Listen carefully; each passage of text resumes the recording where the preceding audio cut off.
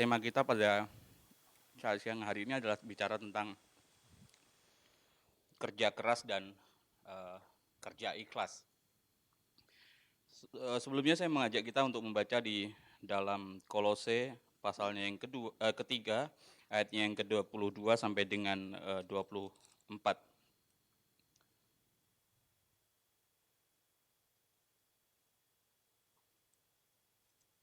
Ya, mari kita membaca bersama-sama kalau sudah menemukan. Kolose 3 pasalnya 22 ayatnya yang ke-22 sampai dengan 24. Ya, jika sudah menemukan, mari kita baca bersama-sama. 1, 2, 3. Hai hamba-hamba, taatilah Tuhanmu yang di dunia ini dalam segala hal. Jangan hanya di hadapan mereka saja untuk menyenangkan mereka, melainkan dengan tulus hati karena takut akan Tuhan.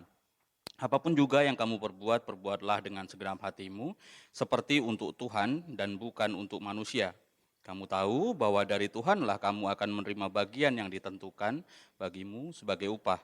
Kristus adalah Tuhan dan kamu adalah hamba. Bersyukur kiranya Tuhan memberkati setiap kita yang boleh membaca firman Tuhan dan terlebih boleh mengetahui dalam hidup kita sehari-hari. Rekan-rekan, Bapak Ibu terkasih, tolong Jan.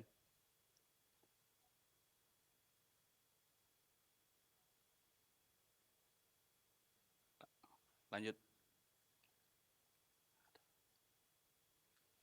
Iya, bicara kerja keras tapi juga sekaligus ikhlas. Pertanyaan adalah, apakah mungkin bisa terjadi sih? Kayaknya bukan sesuatu yang boleh dibilang menarik untuk diperbincangkan. Kerja keras tapi juga dituntut ikhlas. Mana mungkin gitu semua bisa berjalan bersama-sama.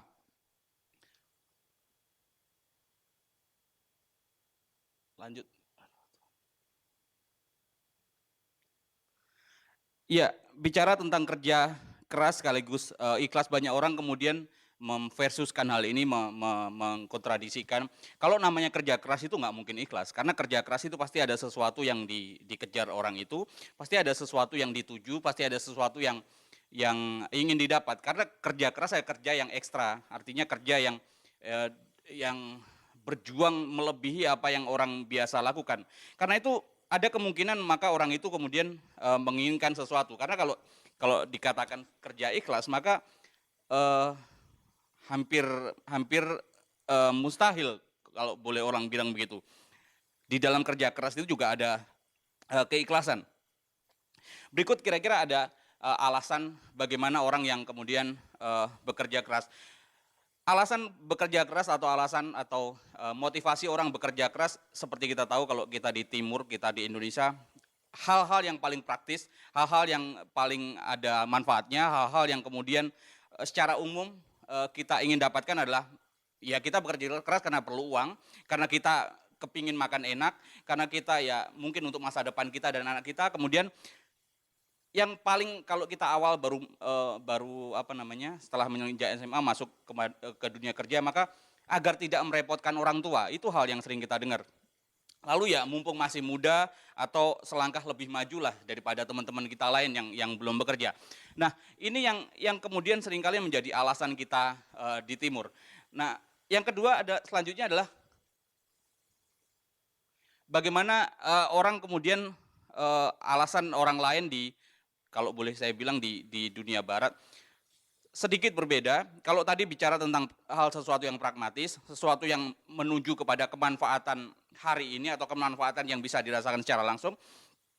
Tapi kalau di dalam konteks barat ada sesuatu yang lebih bersifat abstrak. Di sana ada misalnya ada kita bekerja keras untuk membangun disiplin diri saya, bekerja keras untuk membangun ya supaya saya beruntung juga. Kemudian mengajarkan nilai tentang apa itu kerja keras dan nilai-nilai penting di dalam pekerjaan. Lalu bekerja keras juga lebih penting demi identitas saya. Semoga berharap orang mengakui saya bahwa saya bekerja keras, bahwa saya orang hebat. Lalu bekerja keras yang baru terakhir adalah memberikan hasil. Dari sini kita melihat ada sedikit pergeseran dari tadi yang pragmatis, sekarang mengarah kepada sesuatu yang bersifat rasa, bersifat kepuasan, bersifat kebanggaan dan ada semacam nilai hidup di dalamnya. Nah, tapi dua-duanya di bagian ini tetap saja ada kalau dibilang ikhlas, ini semua merupakan alasan orang bekerja keras. Sementara kalau soal ikhlas itu sama sekali berbeda. Dua-duanya adalah ada tujuan bahwa bekerja keras itu baik di barat atau di timur itu selalu ada tujuan. Bekerja keras, kerja mati-matian, kerja banting tulang itu pasti ada tujuan tertentu. Nah, pertanyaannya bagaimana dengan keikhlasan? Dan bisa tolong bantu. Masalahnya bicara tentang keikhlasan itu bukan bicara sesuatu yang sama sekali berbeda. Kamus Besar Bahasa Indonesia menyebut keikhlasan itu sangat terkait dengan ketulusan, keikhlasan itu sangat terkait dengan bicara tentang hati, bicara tentang kejujuran, bicara tentang kerelaan. Dan di sana ada legowo, artinya ya mau menerima, bahkan lebih kepada pengorbanan. Nah, bagaimana kita bisa menyebut hal-hal yang mempunyai tujuan tertentu yang menguntungkan bagi dirinya sendiri, bagi kita sendiri, bagi orang yang entah bersifat pragmatis atau entah bersifat ada nilainya, itu sebagai sesuatu yang ikhlas. Kalau keikhlasan itu menuntut adanya ketulusan, bisa jadi ketulusan itu bisa berbicara bukan hanya ketulusan, tapi bicara tentang tidak ada tujuan atau agenda tertentu, walaupun itu tidak mungkin. Dan kita nanti juga lihat agenda apa dalam orang yang ikhlas pun ada agenda juga. Lalu kemudian bicara tentang kalau di kerja keras tentu saja bicara tentang adanya keuntungan, tapi bicara tentang ikhlas bukan soal keuntungan, tapi justru malah pengorbanan.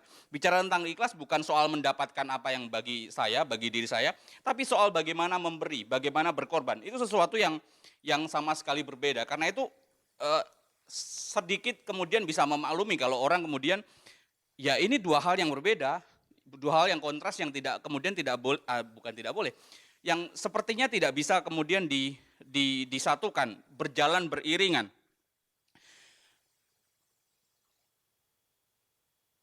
Tolong. Yes. Tolong.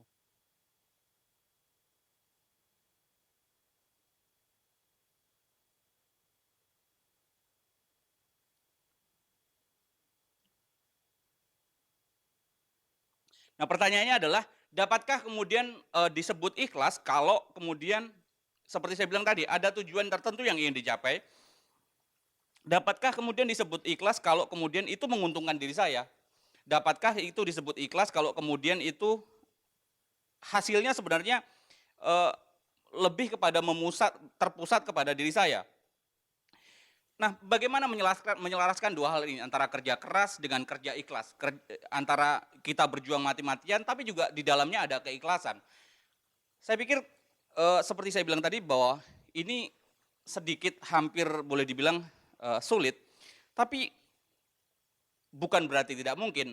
Nah, hari ini kita akan belajar tentang bagaimana bekerja keras dan ikhlas itu bisa berjalan berdampingan, berjalan beriringan. Tapi harus menurut saya harus dilandaskan beberapa hal berikut. Pertama, harus didasarkan kepada takut akan Tuhan. Di ayatnya yang di bagian tadi kita baca bahwa, hai hamba-hamba, taatilah Tuhanmu yang di dunia, ini dalam segala hal, jangan hanya di hadapan mereka saja.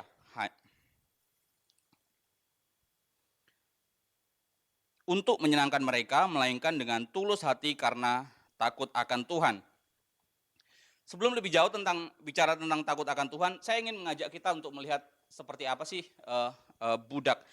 Karena di dalam konteks ini adalah Paulus berbicara kepada budak-budak. Seperti kita tahu kalau bicara tentang kitab Kolose itu bukan hanya penerimanya, bukan hanya orang Yahudi, tapi juga orang Yunani. Tapi juga bicara tentang strata sosial yang berbeda. Bukan hanya bicara soal orang yang petinggi, orang yang kaya, tapi juga jemaat yang percaya itu adalah orang-orang budak. Dalam konteks ini, Paulus memberikan standar etika buat mereka. Paulus memberikan pegangan norma-norma atau pegangan hal penting secara Kristen kepada mereka. Doulos, seperti kita tahu bahwa doulos, budak itu dalam bahasa Yunani adalah doulos, itu berarti budak atau hamba. Tapi kalau mengarah kepada kata asalnya, itu berasal dari kata deo. Deo itu artinya terikat atau terbelenggu. Ini berbeda dengan bahasa Latin. Latin kalau deo artinya Tuhan kan. Tapi kalau dalam bahasa Yunani, deo itu bermakna terikat, terbelenggu, tertahan dan terpenjara. Bicara tentang budak itu adalah bicara tentang bagaimana seorang yang bekerja tanpa digaji, bicara tentang bagaimana seseorang yang dikontrol oleh orang lain, yang tidak memiliki harkat hidup sama sekali. Nah karena itu bicara tentang orang yang seperti ini, apakah kita kemudian bisa berharap keikhlasan kepada seorang hamba? Keikhlasan melakukan sesuatu terhadap seorang hamba. Bagi orang yang terikat, menurut saya sih akan jauh lebih mudah orang itu kemudian taat daripada menuntut sebuah keikhlasan terhadap dia. Kenapa kita lebih mudah membuat orang itu taat? Karena orang itu ada di bawah kontrol orang lain. Orang itu ada di dalam tekanan orang lain. Orang itu ada di dalam kemudian ikatan orang lain. Dan dengan demikian bicara tentang mengontrolnya pun bukan hal yang susah. Karena tinggal dilakukan dengan kekerasan kalau dalam konteks waktu itu. Dengan cambuk dan segala macam orang akan terkontrol. Lalu belum lagi bicara soal mentalnya dia. Mental budak walaupun orang yang tuannya itu adalah orang lemah, tetap saja dia takut terhadap tuannya. Dan ini kita alami juga masa penjajahan segala macam. Bayangkan orang hitam itu di waktu lampau itu orang hitam orang-orang yang kuat semua. Tapi kenapa justru takut kepada orang putih hanya dengan bawa satu cambuk dan mereka ada jumlah banyak. Kalau melawan pun bukan soal yang susah. Tapi karena mentalnya mental budak, maka mentalnya sudah merasa mental kalah. Nah, karena itu akan mudah mengharapkan budak itu bekerja keras, bekerja mati-matian bagi tuannya, daripada menuntut dia untuk kemudian ikhlas bekerja.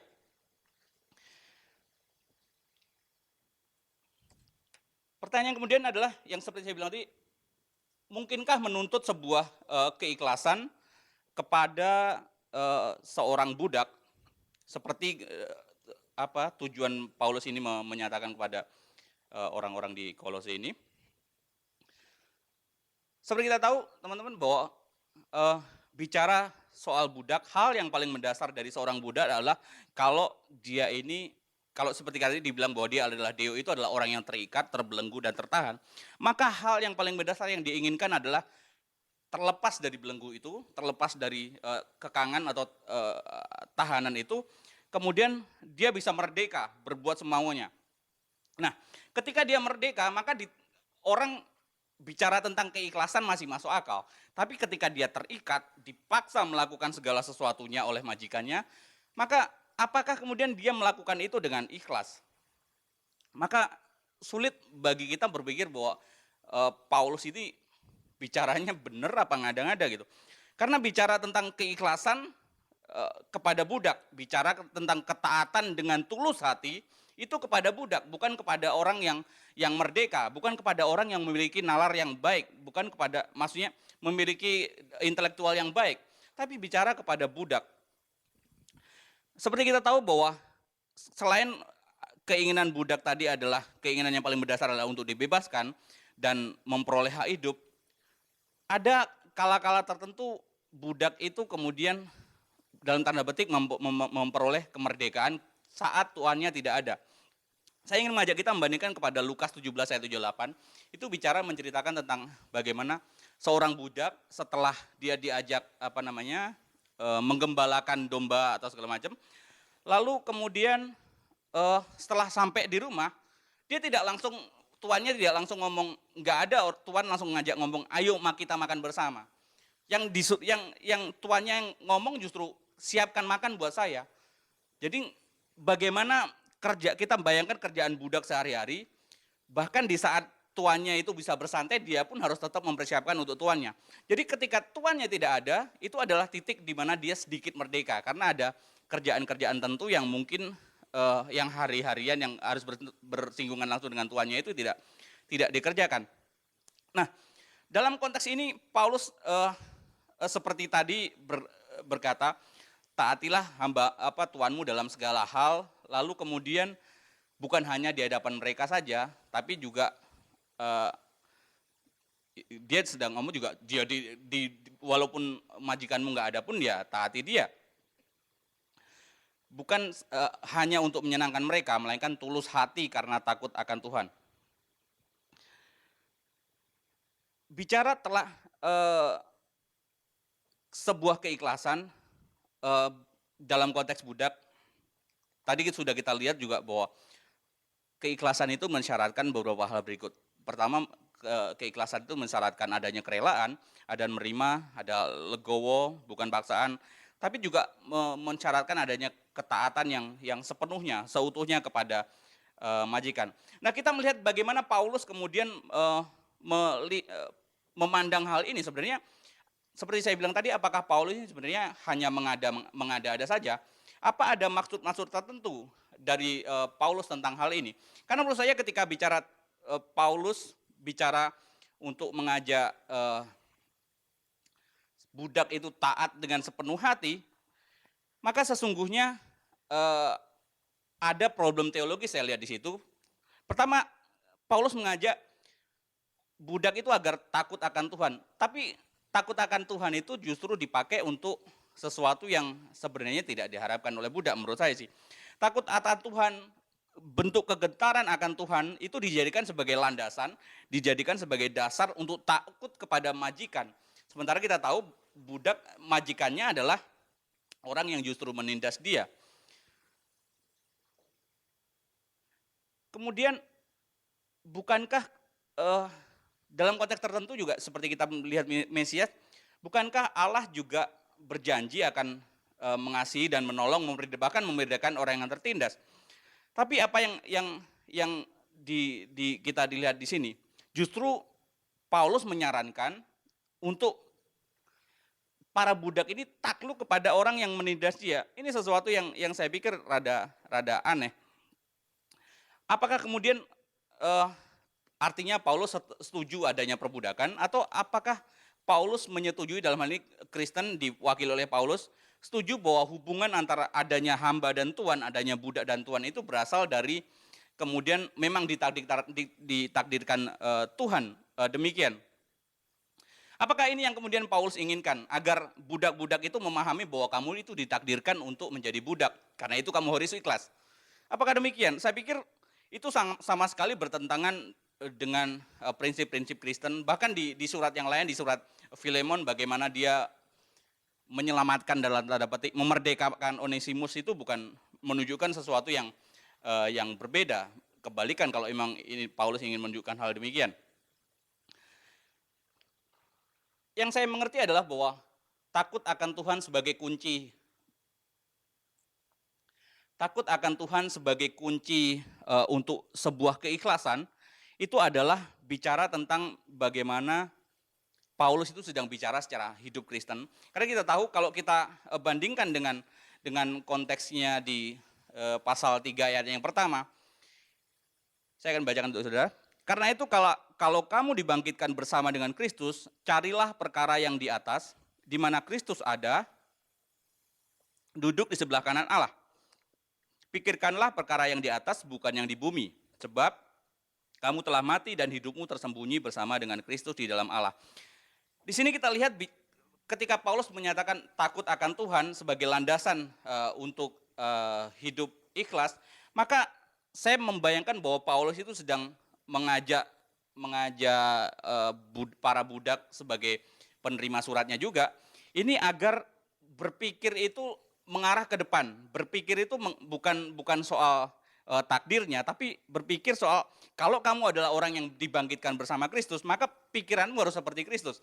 Kalau kamu adalah orang yang sudah dibangkitkan, sudah mengenal Kristus, maka jangan hanya melulu soal-soal duniawi, tapi bagaimana orang kemudian atau para budak itu diajar untuk mencari perkara di atas pertama, selain mencari juga memikirkan perkara yang di atas dan bukan yang di bumi. Ini sesuatu yang menurut saya menarik, karena itu di sana terdapat ada keikhlasan, dituntut sebuah keikhlasan untuk menghadapinya, bukan karena takdir, tapi karena itu bagian dari sebuah pola hidup Kristen yang Paulus ingin tunjukkan.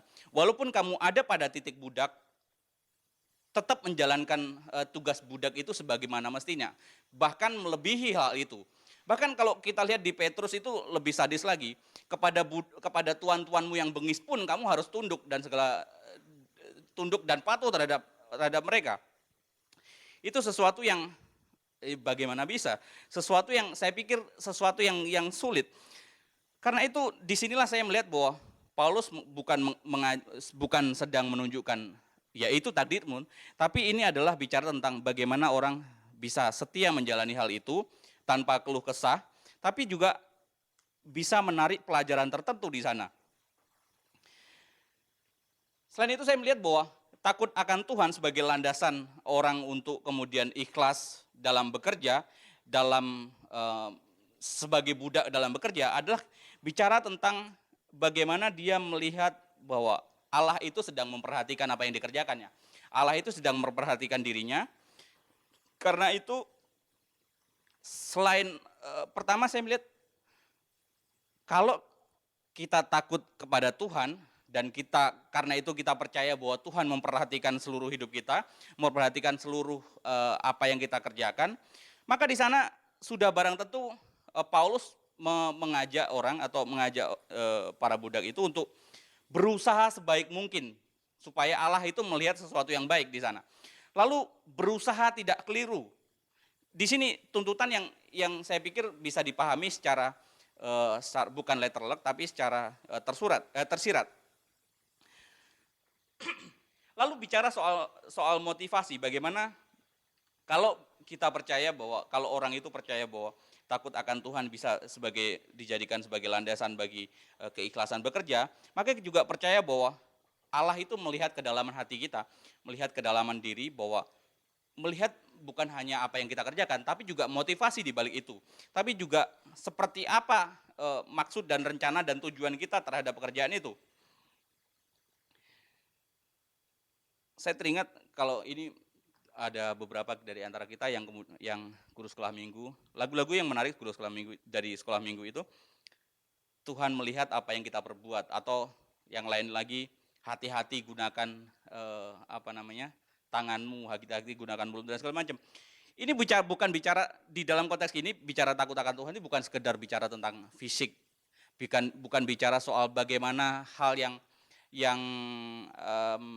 terlihat diperbuat saja, tapi juga soal kedalaman hati, soal motivasi, soal yang terdalam. Karena itu kalau bicara takut akan Tuhan bisa dijadikan sebagai landasan bagi orang, sebagai dasar bagi orang untuk kemudian ikhlas melakukan, maka itu sedang berbicara terhadap dirinya, sekaligus mengintrospeksi kepada dirinya,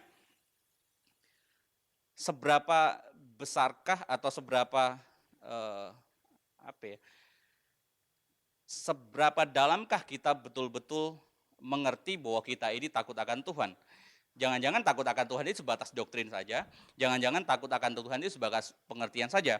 Tapi dalam aplikasi hidup sehari-hari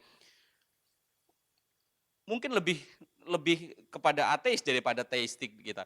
Lebih tidak mempercayai hal itu daripada kita mempercayai hal itu. Takut akan Tuhan itu bicara sesuatu yang melampaui dari, kalau tadi bukan sekedar bicara tentang tujuan-tujuan diri, tapi juga bicara tentang sesuatu yang ingin menyenangkan Tuhan. Karena bicara takut akan Tuhan itu bicara bagaimana Tuhan berkenan juga. Yang kedua adalah yang saya pahami dari dua hal dari bagian yang kita ambil ini adalah bicara dasar yang kedua adalah yang bisa membuat orang itu ikhlas dan sekaligus bekerja keras dalam bekerja adalah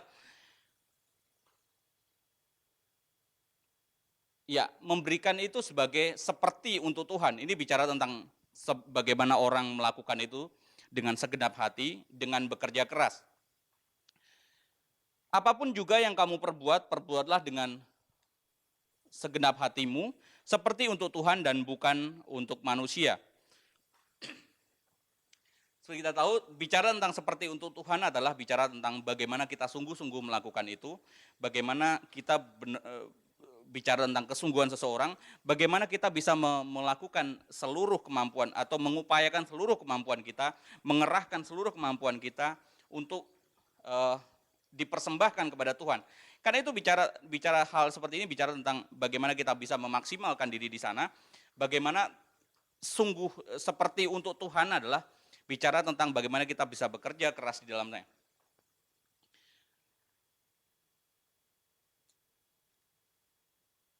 Tolong.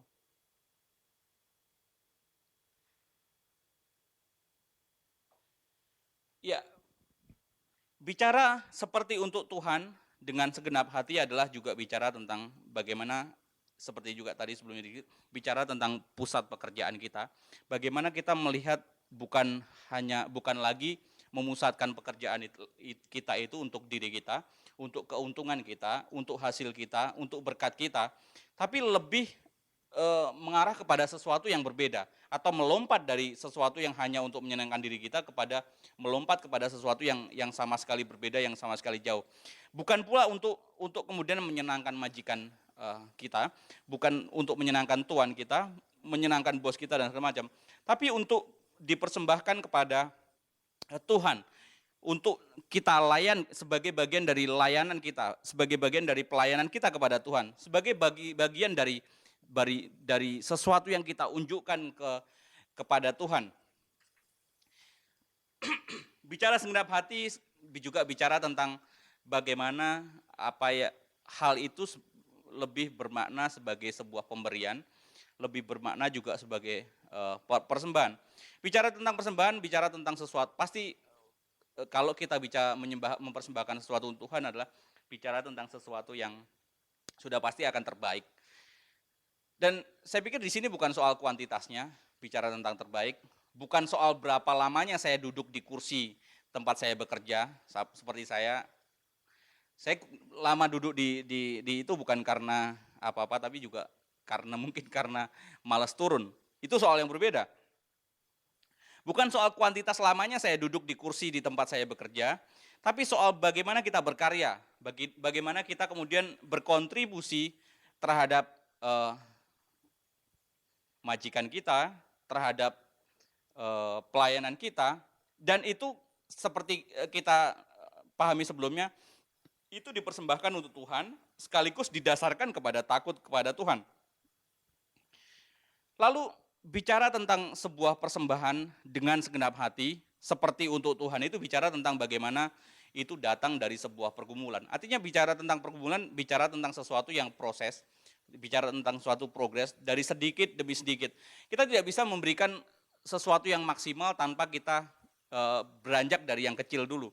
Kalau kita tidak bisa menghasilkan karya yang kecil, bagaimana kita menghasilkan sesuatu yang besar? Saya pikir itu omong kosong segala. Karena itu memberikan untuk Tuhan, bicara tentang bagaimana kita memberikan sedikit demi sedikit, dan kemudian bisa pada akhirnya bisa menjadi sesuatu yang besar. Disinilah bicara tentang progresivitasnya, dan bicara untuk pemberian adalah bicara tentang sesuatu yang terbaik. Lalu yang tidak kalah penting adalah menurut saya adalah bicara tentang, kalau bicara tentang itu sesuatu untuk Tuhan, kita juga mengerti bahwa Tuhan tidak membiarkan kita yang sudah mempersembahkan ini kemudian tidak terberkati sepertinya, atau Tuhan tidak membiarkan kita yang sudah mempersembahkan seluruh apa yang kita bisa untuk Tuhan itu tanpa ada hasil dalam tanda petik. Karena itu seperti dikatakan ayatnya yang ke-24, ada semacam harapan di sana, ada semacam sesuatu yang bisa kita dapatkan di sana. Kamu tahu bahwa dari Tuhanlah kamu akan menerima bagian yang ditentukan bagimu sebagai upah. Kristus adalah Tuhan dan kamu hambanya. Kita percaya bahwa Allah yang mengatur rezeki, Allah yang kemudian memelihara kita, kita juga percaya bahwa segala sesuatu dalam kendalinya. Dalam artian waktu Paulus mengajak orang-orang itu mengerti posisinya sebagai budak, bahwa itu bukan tanpa makna, bukan tanpa tujuan. Ketika Tuhan membiarkan seseorang ada di tempat itu untuk sesuatu yang Tuhan inginkan, dan itu harus digali oleh orang itu masing-masing. karena sifatnya sangat unik. Ada sesuatu, ada makna yang ingin Tuhan ingin tunjukkan kepada orang itu secara khusus. Dalam konteks ini adalah budak. Lalu bicara tentang upah bukan hanya saat itu saja, tapi juga soal nanti. Bukan hanya saat orang itu menjadi budak, karena bicara tentang upah, tidak ada budak yang kemudian diberikan upah. Bicara tentang upah, hampir mustahil budak mendapatkan upah. Kecuali mungkin ya sedikit makanan tambahan, mungkin bisa, itu pun demi majikannya juga, agar kerjanya lebih hebat lagi. Tapi bicara tentang upah yang kekal, inilah yang kemudian ditekankan oleh Paulus. Jangan takut bahwa apa yang kamu kerjakan dengan ikhlas hari ini, apa yang kamu kerjakan dengan bekerja keras hari ini, bukan sia-sia. Itu semua ada berkat tertentu, ada sesuatu yang bisa diharapkan di kekekalan nanti. Dan itu dijelaskan dengan begitu rupa oleh Paulus. Jadi dampaknya itu bukan hanya hari ini, tapi juga berdampak nanti, berdampak di kekekalan. Bicara tentang budak, sama sekali kalau seorang budak itu, kalau dia bukan orang merdeka, hampir mustahil dia memiliki aset. Karena itu juga mustahil juga dia kemudian bisa mewariskan aset itu kepada anak cucunya. Tapi di sini menarik, ada warisan yang luar biasa yang bisa dia dapatkan ketika dia betul-betul menjalani apa yang dilakukan secara ikhlas sekaligus kerja keras. Bahwa ada warisan luar biasa bukan dalam kekinian tapi dalam kekekalan nanti, bagaimana Tuhan akan memelihara, Tuhan akan memberikan upah yang luar biasa di dalam Kristus. Karena Kristus adalah tuannya dan kita semua adalah hamba-hambanya. Budak-budak itu adalah hamba-hambanya. Dalam Tuhan ada harapan, di dalam Tuhan ada warisan kekekalan. Mari kita berdoa.